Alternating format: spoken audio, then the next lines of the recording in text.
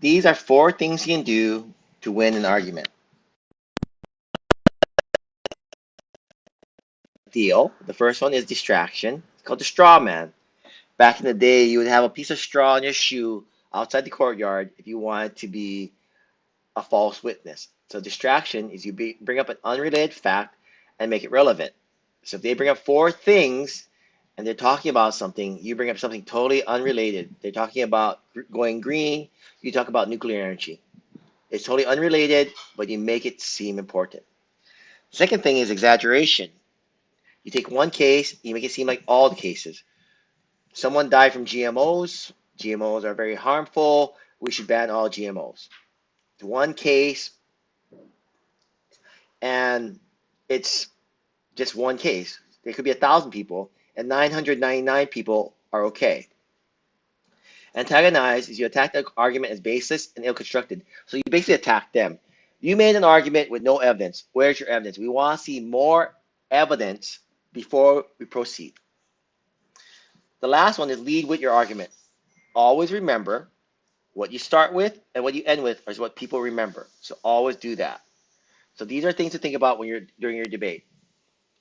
Here's a rebuttal for the first argument about environment over economics. And the hard part is when people do an argument with multiple levels, you need to address each level. So the practical level, people need money and jobs to survive. The rebuttal is the environment is poison, there'll be no jobs, and it will be forever. Once Rayong is polluted, no one's coming back. The principle level, it sounds good to clean the environment, but money talks. We make enough money, we can do it. The rebuttal is how much money will bring back the dead animals, fix the environment, and fix the reputation of the area.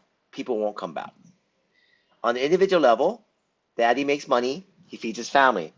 The rebuttal is if you have a bad environment, there'll be no job, and daddy won't make any money, and you will not solve the problem.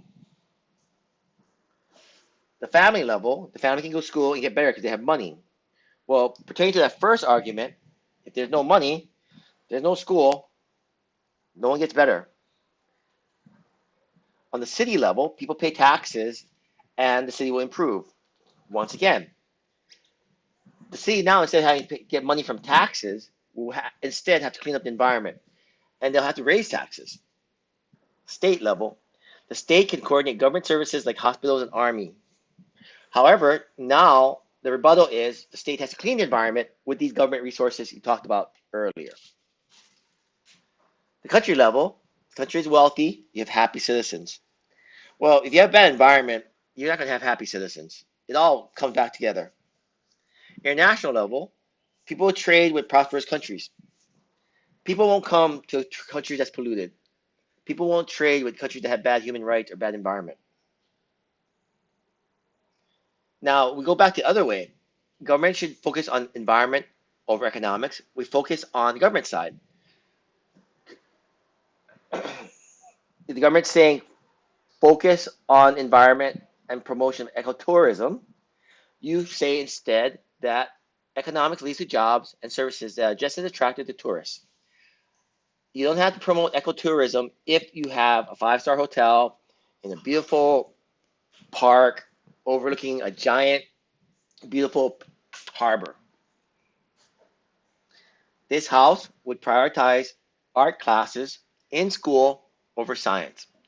The government comes up with art causes innovation. The opposition rebuttal is imagination is not limited to just art class.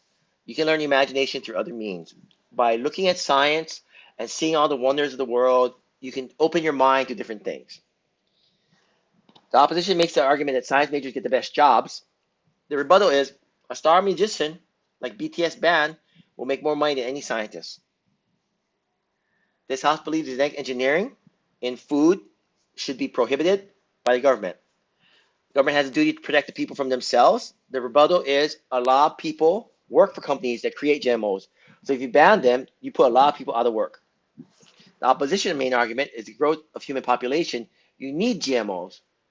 And the rebuttal is commercial food production is very good without GMOs. People are not starving in the United States, Europe, you know. And several countries have already banned GMOs, and there is no food shortage.